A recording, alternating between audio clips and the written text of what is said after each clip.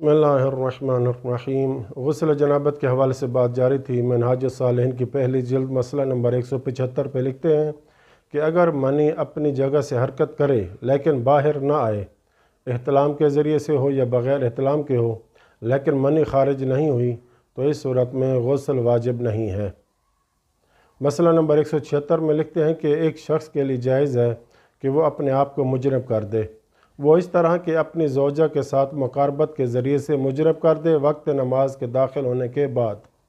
اگرچہ غسل پر قادر نہ بھی ہو تو بھی مجرب انسان خود کو کر سکتا ہے بیوی کے ساتھ مباشرت کے ذریعے سے۔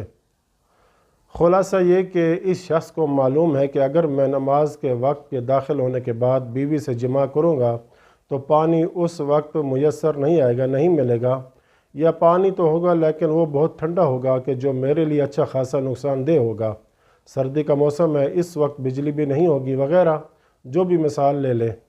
فرماتے ہیں پھر بھی انسان اپنی بیوی کے ساتھ جماع کر کے خود کو مجنب کر سکتا ہے اور وہ تیمم کر کے نماز وغیرہ پڑھ سکتا ہے۔ لیکن اگر اسے معلوم ہو کہ وہ تیمم بھی نہیں کر سکتا تو پھر اس صورت میں اس کے لیے خود کو مجنب کرنا جائز نہیں ہوگا۔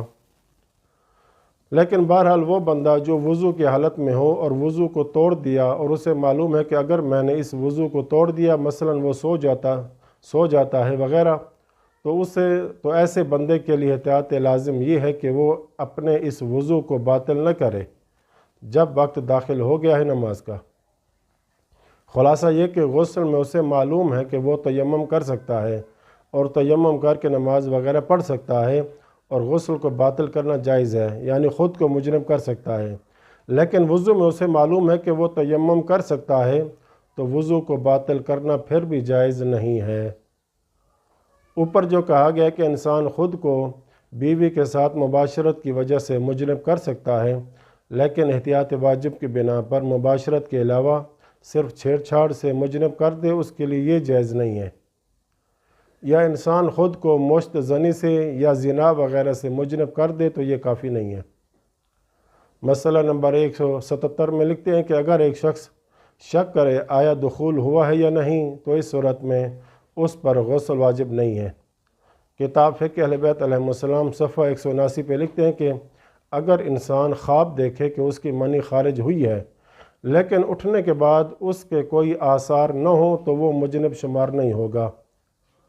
آخری مسئلہ یہ کہ مسئلہ نمبر 178 میں ہے کہ دخول ہو جانے میں فرق نہیں ہے، کہ حشفہ یعنی کیپ کے داخل ہونے میں فرق نہیں ہے کہ جنابت کا موجب بنے گا کہ اعلیٰ تناسل کے اوپر کوئی چیز چڑھی ہوئی نہ ہو، یا کسی کپڑے وغیرہ سے لپٹا ہوا ہے، یا اس پر کوئی شاپر وغیرہ یعنی کنڈوم وغیرہ چڑھا ہوا ہو، یا اس کے علاوہ کوئی اور چیز ہو، مجنب اور جنابت کا باعث بنے گا، غسل کرنا واجب ہو جائے گا۔ اب اس کے بعد یہ بتائیں گے کہ غسل جنابت کن چیزوں کی وجہ سے واجب ہوتا ہے، یہ اگلی آنے والی ویڈیو میں بتائیں گے انشاءاللہ تعالی۔ وصلی اللہ علی محمد و آل بیتہ الطاہرین۔